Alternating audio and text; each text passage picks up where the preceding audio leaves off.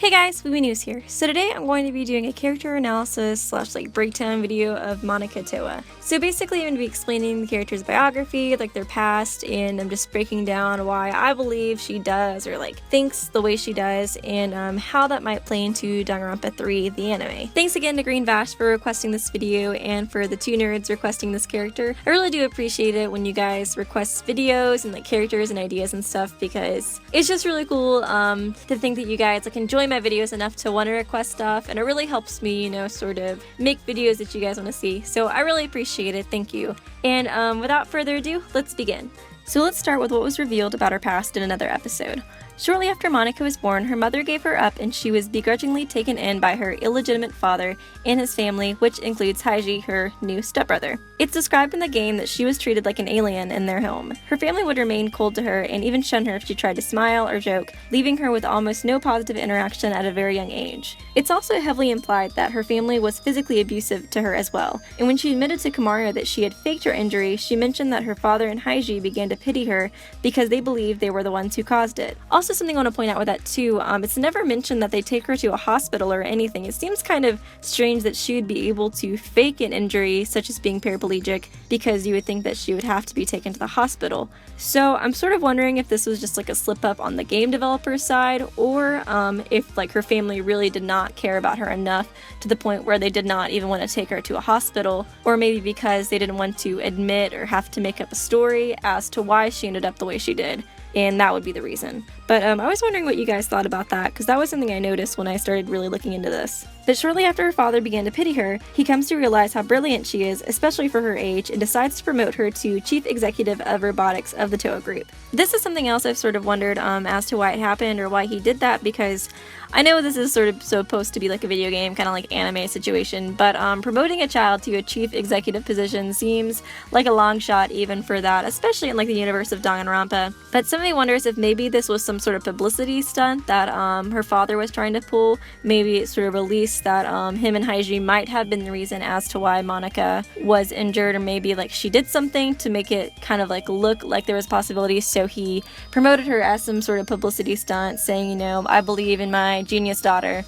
I'm not really sure. That could be a long shot. It was just something I sort of thought of because it does just seem kind of strange that she would be the chief executive of robotics at a huge company, but that was something I sort of tried to come up with as to why he might do that. And around the same time, she joined Hope's Peak Academy, where she met the other future Warriors of Hope. Sharing tragic home lives, they came to a conclusion to perform a mutual suicide. Except Monaca, of course, who was never planning on actually ending her own life, but actually witnessing their death as a sort of prank. But before the rest of the kids went through with their plans, Junko approached them requesting that they give their lives to her instead. They agree, all looking up to Junko as a big sister, especially Monaca, who idolizes her. Shortly after this, Monaca began assisting Junko in preparation for the tragedy by having the Toa group mass-produce Monokumas and playing it off that they would be used for domestic use. During the tragedy, the Monokumas were used as killing machines. Once her father became aware of her plans, she blackmailed him, saying that she would release that the Toa group was responsible for making the Monokumas in the first place. Her father, being the greedy man he is, agreed to continue making the Monokumas to avoid destroying the company's reputation. And they eventually come to make a deal where the Toa group begins making weapons to fight off the Monokumas to make the company look good. After Junko dies, Monaca's father breaks his deal with the remnants of Despair, since it seems like the power is shifting at this point more towards the Future Foundation and less towards Despair.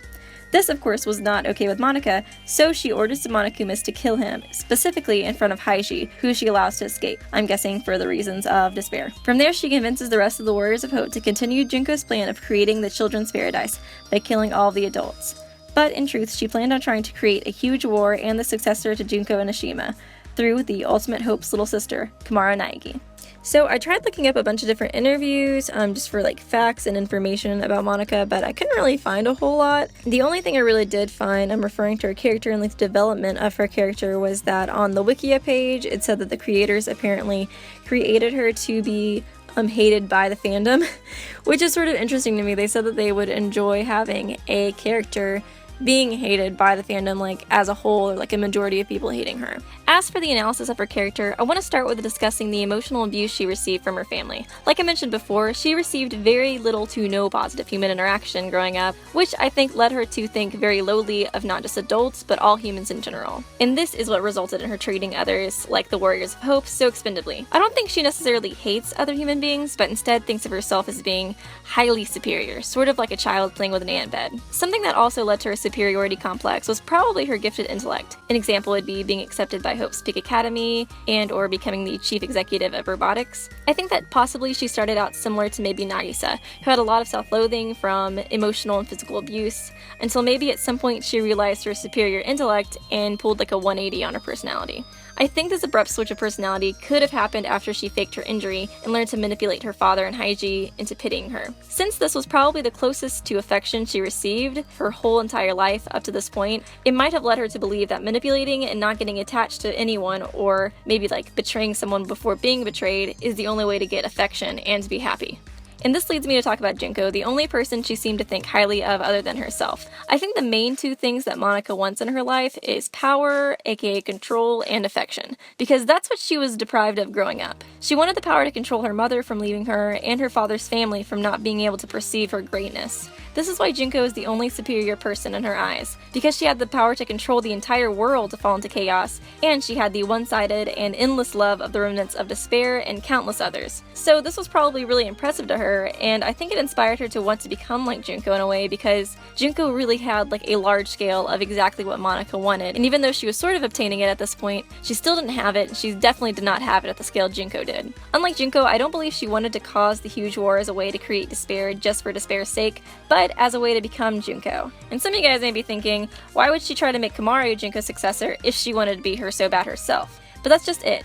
Making the Ultimate Hope's little sister the successor to the Ultimate Despair is exactly what Junko would do, because it creates the most despair. And this line of action would make her more Junko than actually trying to make herself Junko. And this way of thinking of Monaka's character really sort of foreshadows why Kodako would want Monaca to be the next Junko in Danganronpa 3. But this is all sort of my own personal fan theory, so let me know in the comments section if you guys have your own. As for Danganronpa 3, the anime, I definitely think she's going to be coming back. I think she will kind of be like the next Junko, and I'm pretty sure that's what that picture at the end of another episode was trying to sort of foreshadow towards. As for V3, I really don't think she's going to be in it as of right now. I really am sort of reluctant to think that any of the old characters are going to be in it, unless it's just kind of like them looking at history books saying like, oh, look at what Monaca did. Other than that, I just don't see it. But anyways, I hope you guys enjoyed this. This is my first sort of like character analysis video, and I sort of had to go through some trial and error for it, so I hope you guys enjoy it. I think for the next video, I'll probably end up doing Junko. If not her, I was thinking maybe like Mikan or Nagito, just because I'm already so obsessed with those characters. I probably wouldn't have to do a whole lot of research on like anything or really like analyze it and write down my thoughts like I did for Monaca. But other than that, I'll try to keep you guys updated on 3, the anime, and V3 if there's any updates. Hopefully there will be some soon. I'm not completely sure since it's already getting towards like the middle of February and we haven't really heard anything yet, but I'll still try to keep you guys updated on that.